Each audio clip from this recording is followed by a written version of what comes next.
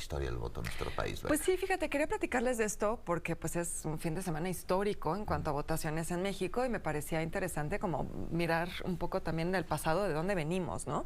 Y fíjate que pues investigando sobre esto para venírselos a platicar, me sorprendió mucho darme cuenta que los mexicanos hemos votado desde antes de la independencia, fíjate. ¿A Este poco es un se dato. votaba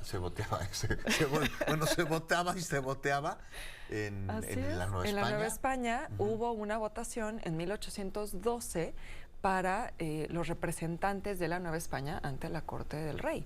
Esto en un momento en el que ya había iniciado, desde luego, en la independencia. La independencia inicia en 1810. Muchos de ustedes seguramente les habrán contado en la escuela sobre la Constitución de Cádiz, ¿no? Era, digamos, un esfuerzo por tratar de dar mayor representatividad a las colonias, sobre por todo esa a las colonias de Constitución tiene Latinoamérica. nombre el Zócalo de la Ciudad de México. El nombre oficial es Plaza de la Constitución, pero se refiere a la de Cádiz de 1812. Por algo no le llamamos Plaza de la Constitución. Así una es. Constitución que no nos representa como mexicanos. Exactamente. Entonces, es bien interesante porque incluso hay un antecedente en 1809 también, que la Junta de Sevilla, frente a la invasión de Napoleón, también deciden que es necesario contar con representantes de las colonias de ultramar, probablemente sabiendo que estas colonias simpatizaban más con Fernando VII que con Napoleón, ¿no? Finalmente vamos a tener ya una primera ley de elecciones ya con México como país en 1823. En ese momento, los mexicanos eligen a quienes los van a representar en el Congreso que va a definir la nueva Constitución que se hace en 1824. Ahora, lo que es muy interesante ahí es que ya se habla, y cito textual, de ciudadanos en el ejercicio de sus derechos, mayor de 18 años y avecindado o residente de su respectivo ayuntamiento. Entonces, bueno, ¿qué sucede a partir de ese momento? Lo que vamos a encontrar es que el voto va a ser para hombres con estas características, después se cambia a los 21 años como mayoría de edad, eso va a ir variando, pero va a ser un voto indirecto. ¿Esto qué significa? Que a lo largo de todo el siglo XIX hasta 1857, con la nueva Constitución que se hace a partir de la Reforma, los mexicanos, hombres, van a votar por representantes y esos representantes son los que ya eligen al presidente, al vicepresidente en el momento en el que existía esa figura, a los senadores y a los magistrados. Pero esto a partir del 57. No, esto sucede, digamos, desde 1823. El voto eran va los a amigos de funcionar Santana. de esa manera, exactamente. A lo largo de todo ese tiempo, tú podías votar simplemente por quien te iba a representar en una junta electoral, y esa junta electoral que representaba había representantes de cada municipio, de cada estado, ellos ya elegían al presidente. Entonces realmente no era una democracia plena, ¿no? No existía el voto directo. El voto directo realmente va a ser hasta la Constitución de 1917, o sea, hasta la Revolución. El cambio que hay en 1857 es el voto universal. Antes de eso, ¿qué sucedía? Tú solo podías votar si podías demostrar un ingreso anual mínimo de 100 pesos. Esto nuevamente significaba que era gente, muchísimo dinero. Era muchísimo dinero. Era gente con propiedades, normalmente. Y esto va a ser mundialmente así. Y para poder ser elegido o para poder postularte para el Congreso o el Senado, tenías que demostrar cuando mínimo 1,500 para diputado y 2,500 para senador.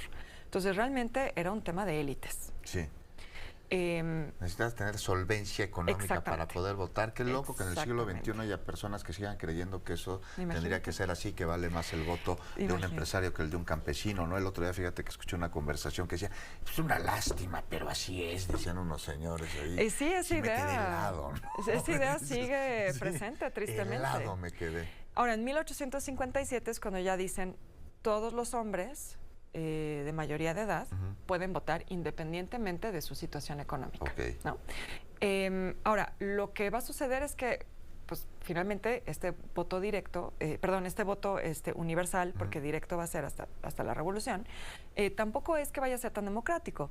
Hay que entender que a lo largo del siglo XIX la mayoría de la comunidad campesina e indígena trabajaba en un sistema hacendario. ¿Y qué sucedía? Bueno, los dueños de las haciendas llevaban a sus trabajadores a votar y coercionaban su voto, ¿no? O sea, les decían, tienes que votar por el representante que yo digo que tienes que votar, sabiendo que ese representante... ¿Estás hablando, del 2006 o de qué año? Pues imagínate que todavía se habla de estas cosas, ¿no? De empresarios diciéndole a la gente, a sus trabajadores por quién votar, etcétera. Así es, el acarreo, la compra de voto. Los llevaban acarreados carrusel, para votar por el representante de esta, digamos, como decía, el Congreso, Junta Electoral, etcétera, eran los órganos que votaban por el presidente. Entonces, obviamente, ellos sabían qué representante iba a votar por el presidente que ellos querían, ¿no? Claro. O sea, todo eso estaba pactado, pues. Hasta 1917, entonces, ya es el voto directo. Eso no quiere decir que no se siguiera controlando a la comunidad campesina, rural, indígena en su voto. También había cacicazgos todavía, ¿no?, que iban influenciando estas cosas. En 17 se vota por Venustiano Carranza, ¿no? Así es. En 17 se hace la Constitución, Venustiano Carranza se vuelve presidente y en paralelo... Y lo matan para no hacerle un golpe de Estado. Bueno, es que todos esos Puebla, años, ¿no?, en la Revolución, todos se matan entre ellos, ¿no? Así es. La verdad es que es un momento de mucha inestabilidad política. Ahora, en paralelo a esto, también hay que decir que hay una lucha por el voto de las mujeres. Sí. ¿A partir de qué año las mujeres votaron por primera vez en México? Las mujeres votan por primera vez en 1955 en elecciones federales. Pero desde 1947 las mujeres votan en elecciones municipales, ¿no? Entonces, bueno, hay esa diferencia. El voto ya, digamos, pleno a la mujer se le va a otorgar en 1953 ya oficialmente. Pero desde finales del siglo XIX inician los movimientos feministas en México, muy en paralelo a los movimientos europeos. Y desde ese momento se empieza a poner sobre la mesa que las mujeres deben votar. Va a haber avances significativos, sobre todo a partir del Congreso Feminista de 1916, que se organiza en Yucatán. En 1917 se discute el voto femenino en el Congreso Constituyente, pero deciden esto, fíjate, y cito textualmente: las mujeres no sienten la necesidad de participar en los asuntos públicos. No, eso lo decide un grupo de señores, que las mujeres, esto no nos interesa. Llegaron a esa conclusión. Llegaron a esa conclusión. Unos coñacs y un puro entre ellos. Exactamente. Ahora, en 1923... Oye, ¿dónde he visto esto recientemente? Por cierto, ¿ya viste la lista de plurinominales al Congreso? Bueno, luego hablamos de ese tema. Sí. A ver, perdón, sí. Sí, en 1923 se otorga el voto a las mujeres en Yucatán. Yucatán va a ser punta de lanza en estos temas. Las feministas en Yucatán son muy activas. Desde finales del siglo XIX estos movimientos feministas se dan principalmente en Yucatán. Ya les dije, el primer congreso feminista es también en Yucatán. 1923 se les permite a las mujeres votar a nivel municipal y estatal. Ahí, en 1918, fíjate, Hermila Galindo se postula como diputada, gana, pero deciden desestimar esa elección, no le dan el cargo. Y en 1922, Elvia Carrillo Puerto se convierte en la primera mujer electa al Congreso local. Sin embargo, tras la muerte de su hermano, el asesinato de su hermano, ella termina esa carrera política. Y un dato bien interesante que creo que poca gente sabe, y ya nada más para concluir. ¿Cuál es? Es que en 1937 ya se le había dado el voto a la mujer. Esto ya se había decidido en la Cámara de Diputados y Senadores. Se aprueba el derecho a la mujer, pero deciden no publicarlo por miedo a que, si votan las mujeres, gane el candidato a la derecha, Juan Andreu Almazán.